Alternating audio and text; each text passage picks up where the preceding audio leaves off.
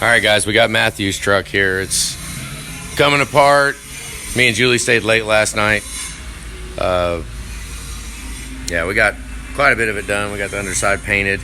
Remember, Matthew, I told you I was going to kind of hit this and paint this area here?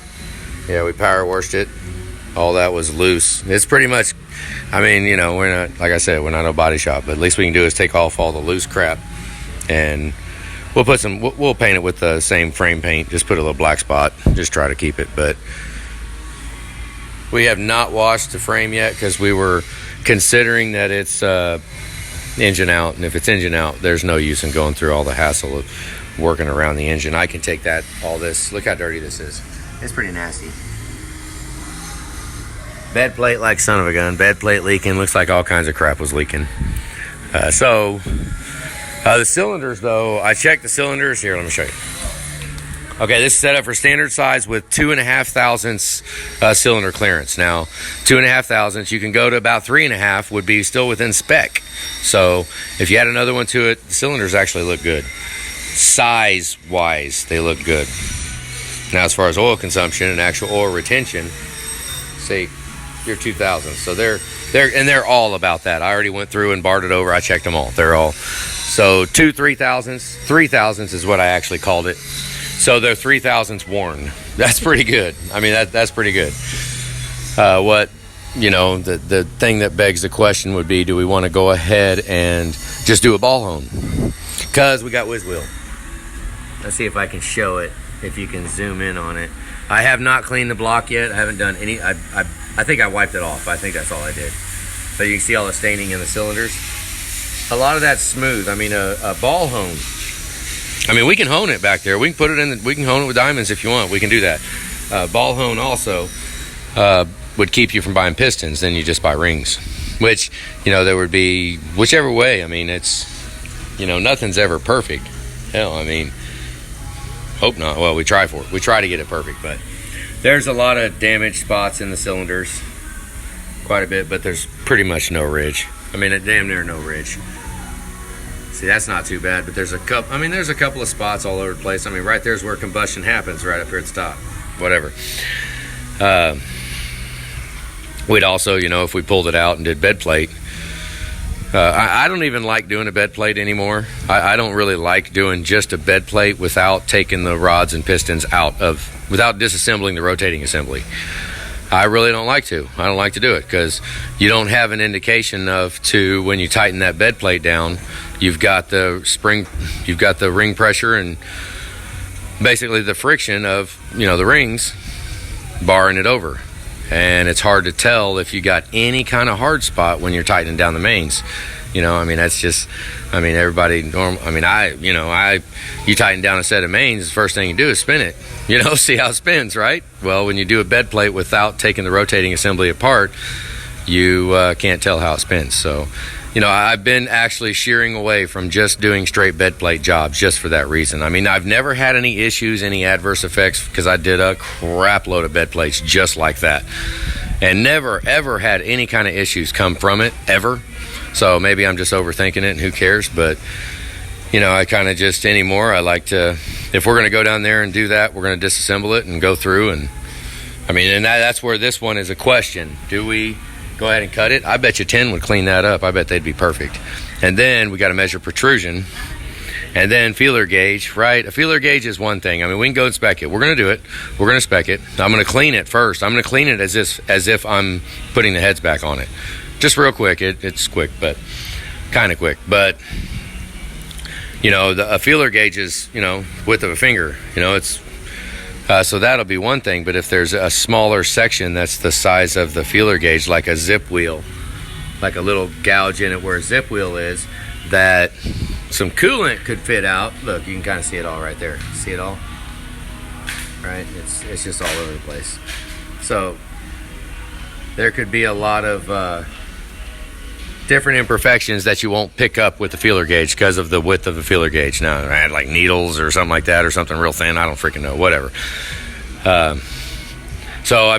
We don't even know if we can. Hopefully we can surface it, which I'm sure we can. We can always cut the tops of pistons if we got to or something. But I haven't done a lot of checking on it. I checked the bore size. and that's all we've really checked right now. So now I'm going to go ahead and clean the deck surface and all that, and I kind of wanted to make a video, walk around and show cylinders, and because, you know, we don't need to waste a lot of time if you are just thinking just, you know, ball hone at least, or if you want to leave it, I mean, we can clean it all up. We could leave it like this. I mean, it would run. We could leave it. I mean, you know, granted, once I put the feeler gauges on there, that'll show us quite a bit too. I've only had 3 blocks, maybe 4, maybe 5. Hell, I don't know. Not very many blocks actually fail with feeler gauge. Not very many. These blocks, from what I see, I mean, they tend to pretty much stay true. The only time they will not be true is when you start digging in and gouging on it. You know, but they pretty much, most blocks, 4,000ths. If a block takes more than 4,000ths to completely true up, you got a really screwed up block. So that means that they're actually pretty good. Anything else? What else we got? We haven't taken a whole bunch of it apart. Cactus bottle. Did have Victor Rhines head gaskets. They were actual Victor Rhines ones. Thermostat was broke. So it was actually broke. Now, I haven't had one break like that. I don't know. That's kind of... So I wonder if that was actually blocking the flow. But the fan wasn't running either. The fan was not running. I mean, it was bogging out. So, yeah. He's got quite a few parts. Oh, I want to show this before we clean. Yeah, that's disgusting. Now, the question is that... Do we want to gamble that is from a gearbox leak? Seal around here, or see the pinion, the seal down on the bottom, or whatever. Okay, is it that, or was it the little hole in the cac tube? That the charged air cooler was disgusting. It had a gang of crap stuck to it, like probably 3/4 of an inch thick of crap on the charged air cooler of oil.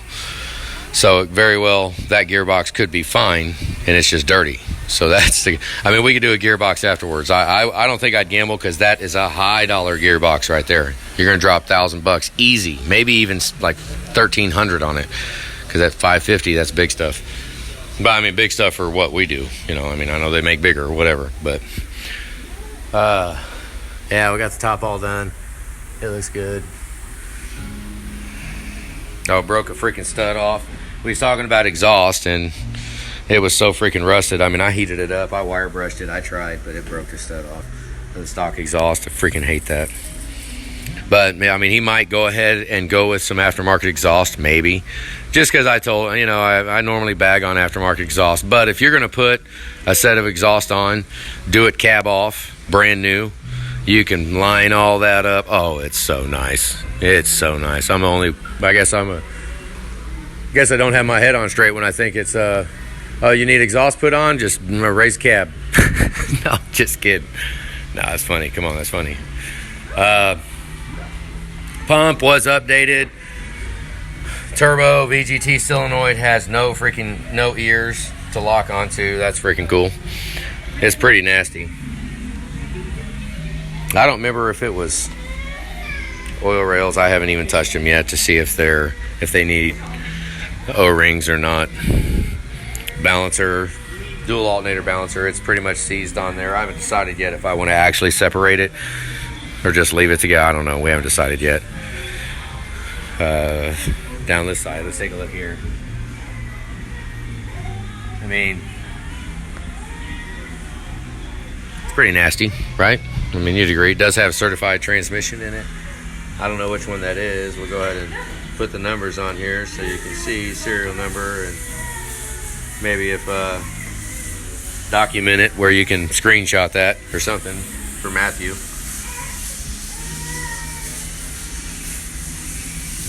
Trying to hold the phone steady, but whatever. Injectors. So two injectors had no screens. Let's take a look at them real quick. Have not cleaned them yet. Where are we at? This one. Busted screen. Right there, see it? There should be a screen in there. Like that. Should be a screen. And there's another one. So, that sucks. We got a couple of newer ones here. You see the wire loom on it, how it's kind of greenish. They start out as being gray, and then they start getting darker, and then it's oil, you know, oil contaminant. That's like this wire. This wire is white. These coils are white from brand new. It's an indication on, there's not a lot, you can tell age. Looks like 7 and then 5 at the same time. Well, no, probably 1, 5, and 7, and I don't know, number 8 looks a little bit older. Whatever. We're gonna clean them up, but those ones, it'd be nice to. I guess you could say if the wallet allows, you can never go wrong with a fresh set of injectors. But these were, they actually weren't that bad. We wasn't planning on it until we saw the busted screens. Those busted screens, I don't know if we can let those ride. You might have just bought 2 injectors, bare minimum 2. I mean, the screen's gone. I mean, we don't. I mean, if you want to send it off somewhere and have them put a screen in it, but you know, I can't like stand behind it, right? I mean, don't be mad at me, but I can't. Anything else we saw? I don't know. Exhaust manifolds, the bolts were all seized in, but we got them all out, so that's all good. Oh, here's some parts. Everything is going. It's, our little machine is moving and working. They clear coat all this. That's actually been clear coated so it stays clean. It's pretty cool. Yep, guys are back there busting it. All right, that's it. I guess I'm gonna clean this block, and then we're gonna wait and find out what all way is on the cards, which way we go, because we're at a turning point right now. We're at a point where we could you could call uncle. You could call uncle right now, and we can, you know, I don't know. I'm just debating. It's just questionable every time we talk about deck surface, because I can't freaking control a deck surface. And do I really want to put my freaking name on that deck surface right there? I don't know, guys. I don't know. I don't think so. I don't know. But we'll see. We'll see what it looks like. Let's clean it up. But like I said, I haven't even touched it. It still has some caked crap all over it. So, all right, that's it. Have a good day.